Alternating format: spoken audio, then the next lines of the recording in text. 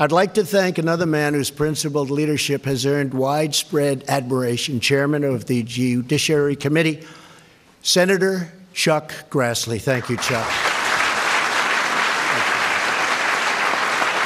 So as another Judiciary Chairman, Chuck Grassley was at the center of the storm during the wildly contentious confirmation of Supreme Court Justice Brett Kavanaugh, who today spent his first day in the robes and on the court.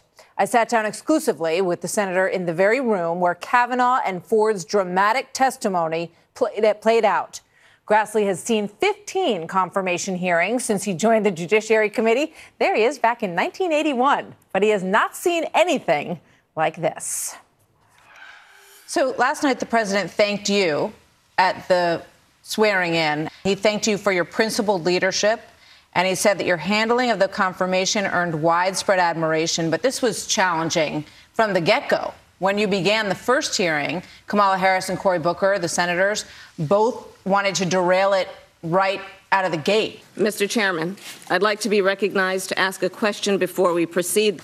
Mr. Chairman, I appeal to the chair to recognize myself or one of my colleagues. You're out of order. Mr. Chairman, I appeal to be recognized on your sense of decency and integrity. What does what you witnessed in this incredibly contentious environment tell you about the politics of today?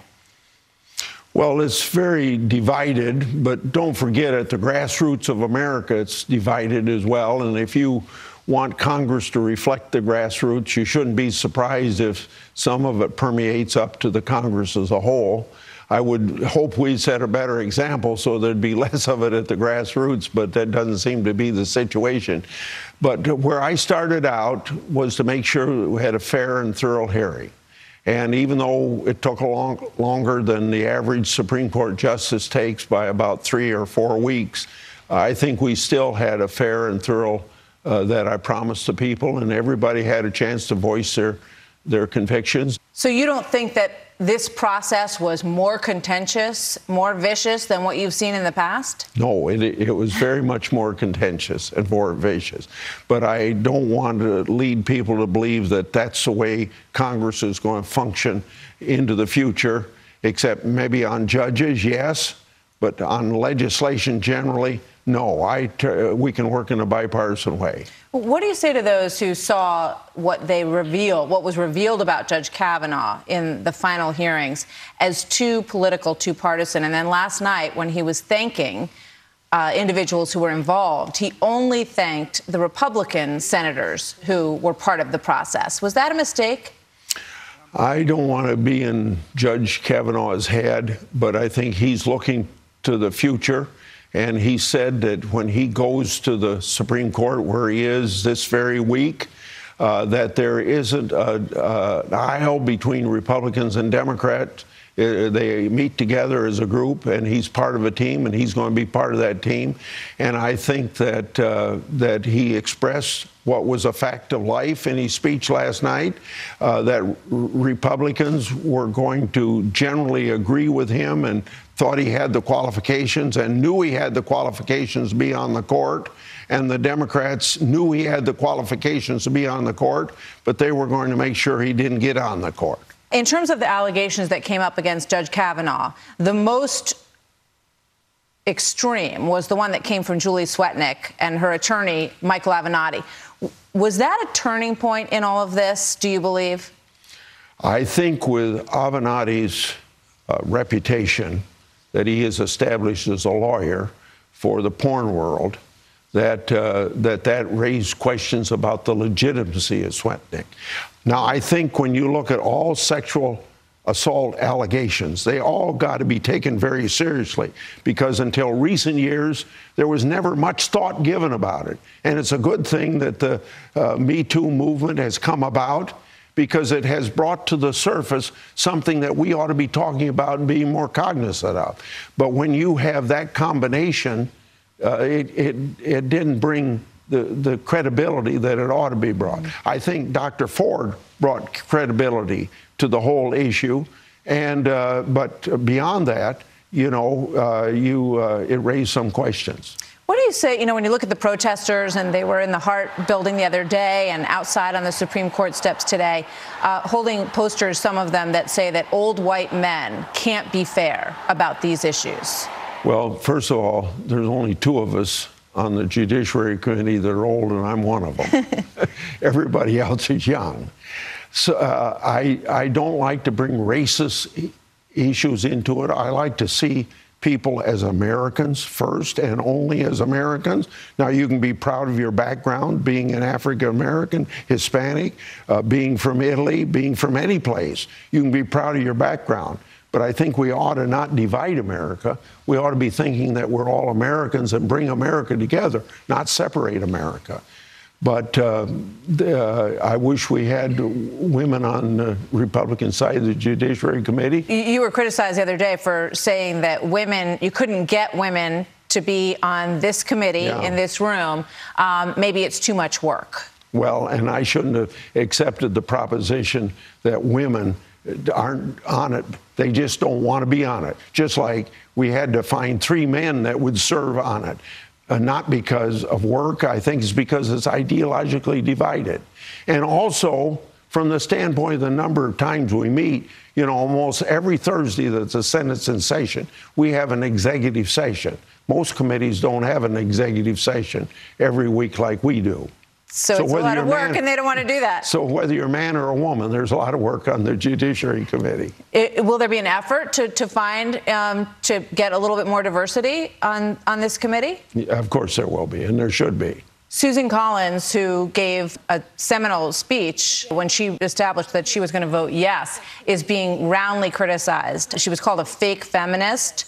And now there's $3 million in a fundraising effort against her in Maine. What do you think about that? I'm going to help raise $3 million to match that, because that criticism is absolutely abominable that they would say that about her for everything that she has stood for in her lifetime related to feminist issues. And she's been in the forefront of everything. It just goes to show you how narrow the thinking of the opposition to Kavanaugh was, that they would say those extremist, anti-Collins positions about a person that's been with them most of the time. So today is the first day that Judge Kavanaugh will wear the robes. Do you think there's a possibility that this court, in its new composition, could, in the foreseeable future, overturn Roe v. Wade? No. Based upon what Kavanaugh said, but even if Kavanaugh hadn't said it, a longer a precedent's in place, the more apt it is to stay. Even if there's new technology that is more informative about when a fetus feels pain, we have a lot of new information now. So is it possible that any of that could lead to a reevaluation of Roe v. Wade? Well, I think that legislators, state legislatures, are operating in this area trying to find something that's more based upon modern medicine and the science of life, to find answers, and pain is one of them, that you'll find some states' laws being upheld, but that's way short of overthrowing Roe v. Wade. Nancy Pelosi would like to see all the FBI documents that were culled from this investigation made public. There's a lot of headlines this morning on the editorial pages that the resistance should not back down, that there's a civil war in America, that just because Kavanaugh is now on the court, it doesn't mean that the fight that was undertaken to keep him from there should be given up. What do you see in the future with regard to that? Well, I think that there is, if the Democrats take over the House, the new chairman would be the new chairman, Nadler, of New York. He said he's going to do that. Do you think there'll be an effort to try to impeach Judge Kavanaugh if Democrats take the House? They said there would be. I hope it isn't. I don't think it's a wise thing to do, and I don't think they'll find a basis for impeaching. But here, don't you see all this talk, whether it's prior to Saturday's vote or since Saturday's vote? Every effort that's been made in the last month has been to detract from his outstanding qualifications and academic background and his 12 years on the D.C. Circuit Court of Appeals.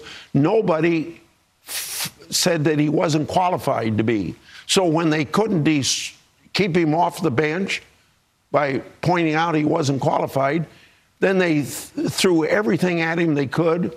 They threw it on the wall. If it didn't stick on Monday, they threw something on the wall on Tuesday. If it didn't stick, he came back with something. Even on the day that he was going to be voted to the Supreme Court, there were still people digging around to find some reason that this guy shouldn't be on the court. Do you think that the changes in the filibuster rules, first for the lower court judges and now for the Supreme Court judges, is there any turning back from that? Could anyone get through this process if it required 60 votes in the Senate? The two people that are on the Supreme Court by this president would not be there if it took 60 votes. But I want to remind you, between 1789 and about 2001, there wasn't filibusters of Supreme Court justices. And then Schumer gave this famous speech that we can bring ideology into it. That poisoned the well.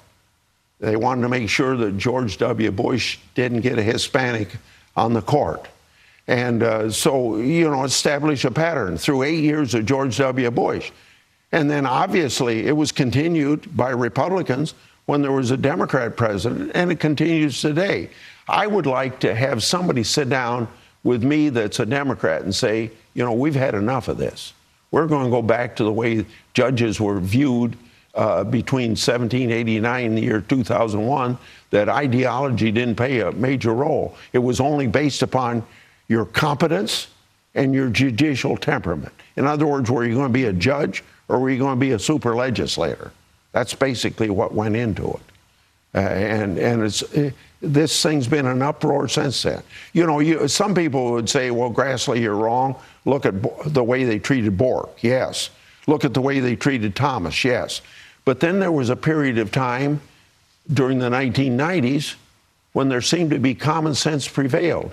And Ginsburg and Breyer were approved almost unanimously.